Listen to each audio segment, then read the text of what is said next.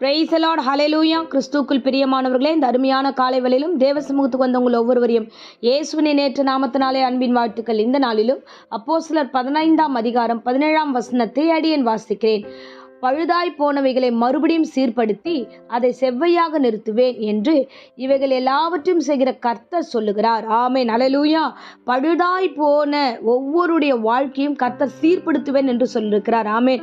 கர்த்தர் சொல்லுகிறார், பழுதாய் போன உங்களுடைய வாழ்க்கையை, உங்களுடைய எதிர்காலத்தை, உங்களுடைய வேலையின் காரியங்களை நான் சீர்படுத்துவேன். உங்கள் ஊழியம் பழுதாய் போனது, அதை நான் சீர்படுத்துவேன். உங்கள் எதிர்காலத்தினுடைய திட்டங்களை பாழாய் போயிருந்தது, அதை நான் சீர்படுத்துவேன் என்று தேவனாகிய கர்த்தர் சொல்லுகிறார். ஆமென், ஹல்லேலூயா. அப்போ ஆண்டவர் எதை நமக்குள்ள செய்யணும்னு நினைக்கிறார்னா, நம்ம இடத்துல விழுந்து போன, பழுதான, இழந்து போன எல்லாவற்றையும் கர்த்தர் திரும்ப நமக்கு தர வல்லவராய் இருக்கிறார். ஆமென், ஹல்லேலூயா. அதை தான் சொல்லுகிறார், நான் திரும்பவும் சீர்படுத்துவேன். அவைகளுக்குள்ளாக ஏன் விழுந்தாங்க, எதுக்கு விழுந்தாங்க, எந்த சூழ்நிலை விழுந்தார்கள் என்று பார்த்து அவர்களை சீர்படுத்துவேன் என்று சொல்லுகிறார். ஆமென், ஹல்லேலூயா. வேதாகமத்தில் நகோமியை குறித்து நம்ம வாசிக்கிறோம். நகோமி, அவருடைய குடும்பம், கணவர், 2 பிள்ளைங்க, இவங்க எல்லாரும் சேர்ந்து எங்க போகிறாங்க அப்படின்னு பார்த்தீங்கன்னா, பெத்லகேமை விட்டுட்டு பஞ்சம் வந்துருச்சு, இனிமேல் இங்கே பிழைக்க முடியாது அப்படின்னு சொல்லிட்டு அவங்க என்ன பண்ணுகிறாங்கன்னா, மோவாப் தேசத்துக்கு போகிறாங்க. அங்கே போகும்போது அவங்க எடுத்த ஒரு பெரிய தவறுதலான முடிவினால அவங்க வாழ்க்கை பாழாய் போகிறது, அவங்களுடைய எதிர்காலம் பாழாய் போகிறது, அவங்களுடைய முயற்சிகள் எல்லாம் ஒன்றுமில்லாமல் போகிறது. இங்கிருந்து போனவங்க அவங்க கணவரை இழந்துட்டாங்க, 2 பிள்ளைகள் இழந்துட்டாங்க. நகோமி இப்போ எப்படி இருக்காங்கன்னா, அவங்க மருமக பிள்ளைகளோட தனிமையாக நிற்கிறாங்க. அப்போ அந்த அம்மா யோசிக்கிறாங்க, நம்ம எடுத்த முடிவு சரியில்லை, நம்ம கடந்து போன பாதை சரியில்லை, சரி நம்ம மறுபடியும் நம்ம தாய் வீட்டுக்கே போகலாம், நம்மளுடைய பெத்லகேமுக்கே போகலாம் அப்படின்னு சொல்லி அவங்க திரும்பி அவங்க எங்கே வருகிறாங்க அப்படின்னு பார்த்தீங்கன்னா, பெத்லகேமுக்கு வராங்க. வரும்பொழுது அவங்க பெரிய அதில் ஒரு மருமக வந்து வரா, ரூத் அவ பேர். அவள் வந்து, நான் உங்கள் கூட தான் வருவேன் அப்படின்னு சொல்லிட்டு வரும்போது இவங்க 2 பெண்களாக மறுபடியும் பெத்லகேமுக்கு வராங்க. அங்கே வரும்போது இழப்பின் மத்தியில் ஒரு காரியத்தை அவங்க சந்திக்கிறாங்க. அந்த தேசத்துக்கு வந்து பல அவமானங்கள், பல காரியங்கள் அவங்கள சூழ்ந்து இருக்கிறத பார்த்தாங்க. எப்படி இங்கே சர்வே பண்ண போகிறோம், நம்ம எல்லாத்தையும் இழந்துட்டு வந்தோமேனும் போது ஆண்டவராகிய கிறிஸ்து அவங்கள கைவிடவே இல்லை. அவங்க எடுத்த முதல்ல போன முடிவு தவறு, இப்போ 2வது முடிவு தேவனை தேடி வந்திருக்காங்க. தன் தேசத்துக்கு அவங்க திரும்பி வந்தாங்க. அப்பொழுது அங்கே அவர்களை கர்த்தர் ஆசீர்வதித்து அவர்களை வழிநடத்தினார். ரூத் மூலமா ஒரு பெரிய ஆசீர்வாத கதவுகள் திறக்கப்பட்டது. அவங்க மிகப்பெரிய அளவில் அந்த நகோமி வந்து ஆசீர்வதிக்கப்பட்டாங்க, அந்த ரூத் ஆசீர்வதிக்கப்பட்டாங்க. அதே மாதிரி தான் புதிய ஏற்பாட்டிலையும் பார்க்குறோம்.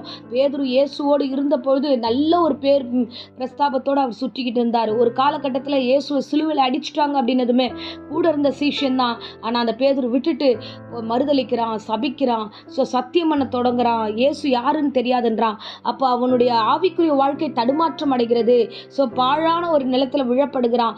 அவன் வாழ்க்கை அவ்வளோதான், முடிஞ்சு போச்சு நம்ம கிடக்கும் பொழுது அந்த சிலுவையின் தூக்குகிற அந்த சரியான நேரத்தில் ஒரே ஒரு பார்வை இயேசு கிறிஸ்து பார்க்கிறார்.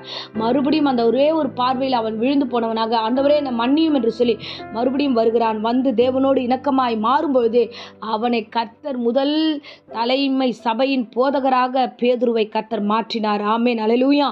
இப்போ நம்மளுடைய வாழ்க்கையிலையும் நம்ம நிறைய தவறுகள் செய்கிறோம். முன்னாடி ஒரு தவறான ஒரு முடிவு எடுத்துடுறோம், தவறுதலான ஒரு இடத்துக்கு கடந்து போயிடுறோம். அதனால் நம்ம பாழாய் போயிடக்கூடாது. பாழான ஒரு தேசமாகட்டும், பாழான வீடாகட்டும், பாழான தொழிலாகட்டும், பாழான ஊழியமாகட்டும், தேவன் அதை மறுபடியும் நமக்காக சீர்படுத்தி கொடுக்க அவர் வல்லவராய் இருக்கிறார். ஆனால் நம்ம எடுக்கிற முடிவு தவறுதல்னா மறுபடியும் கர்த்தரண்டையில் வந்து சேருவது தான் சரியான முடிவு. யாரெல்லாம் தவறுதலான முடிவுக்குள்ளாக கடந்து போனீங்களோ, இன்னைக்கு ஒரு நிமிஷம் நீங்கள் உங்களை நீங்களே நிதானித்து பாருங்க. நீங்கள் போயிருக்கிற கிளாஸ் கரெக்டா, நீங்கள் போயிருக்கிறதான நீங்கள் அட்டன் பண்ணுறதான வகுப்புகள் கரெக்டா, நீங்கள் போயிருக்கிறதான தொழில் கரெக்டா, நீங்கள் போயிருக்கிறதான ஹாஸ்பிட்டல் கரெக்டா, நீங்கள் போயிருக்கிறதான அந்த ஒரு ஆவிக்குரிய சபை கரெக்டா, என்ன ஏதுன்றதை நீங்கள் அனலைஸ் பண்ணணும். இது கரெக்டா, நான் பண்ணுறது கரெக்டா, நான் பண்ணுற தொழில் கரெக்டா. அப்படி கர்த்தர் கொடுத்ததை விட்டுட்டு நீங்கள் வேற எங்கன்னா போனீங்கன்னா நாம் என்னெல்லாம் இழப்போம்னா, ஆசீர்வாதங்களை இழப்போம், சிதைந்து போயிடும், உறவுகள் சிதைந்து போயிடும், உறவின் காரியங்கள் சிதைந்து போயிடும், குடும்பங்கள் சிதைந்து போயிடும். ஆனால் தேவ சமூகத்துக்கு நீங்கள் திரும்பி வரும்பொழுது என் தேவனாகிய கர்த்தர் அதை சீர்படுத்துவார். எது தப்பு, எது ரைட்டு, போனது தப்பு, செஞ்சது தப்பு, நீங்கள் பண்ண போகிறது தப்பு, நீ ஒழுங்காக இருங்க. ஏன்னா எங்கெல்லாம் சந்தேகம் வருகிறதோ, எது தப்புன்றதை நம்ம எப்படி கண்டுபிடிக்கலாம்னா, ஒரு முடிவு எடுக்கிறோம்னா அங்கே சமாதானம் இல்லையா, அங்கே சந்தேகம் வருதா, அங்கே பிரச்சனையாக இருக்கா, அப்போ உடனே நாம் எடுக்கிற முடிவுகளை ஸ்டாப் பண்ணிட்டு தேவனை நோக்கி காத்திருக்கணும். ஆமென், அல்லேலூயா.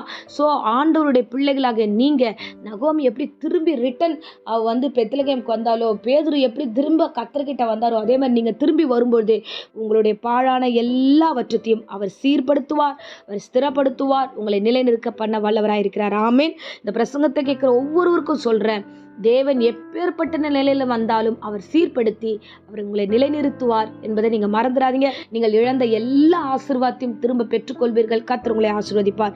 இப்போதும் உங்களுக்காக நான் ஜெபிக்கிறேன். அன்பு ரட்சகா, அந்த அருமையான வேலைக்காக ஸ்தோத்திரம். பிள்ளைகள் ஒவ்வொருவருக்காக ஜெபிக்கிறேன். தேவரே நீர் ஆசீர்வதிப்பீராக.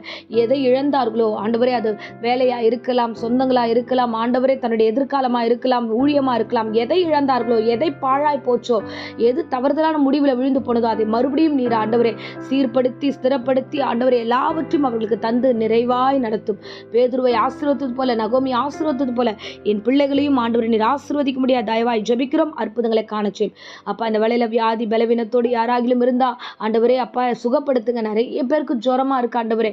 ஆண்டவரே அப்பா, அந்த ஜுரத்தெல்லாம் நீக்கி போட்டு குழந்தைகளெல்லாம் ஆசீர்வதித்து, பெரியவர்கள் எல்லாம் ஆசீர்வதித்து ஆண்டவரே பூரண சுகத்தின் ஆரோக்கியத்தை கர்த்தர் கட்டளையிட்டு வழி நடத்தும், காத்துக்கொள்ளும். இயேசுவின் நேற்று நாமத்திலே ஜெபித்து ஆசீர்வாதத்தை ஒப்பு கொடுக்கிறேன் நல்ல பிதாவே. ஆமென். ஆமென். Praise the Lord. God bless you.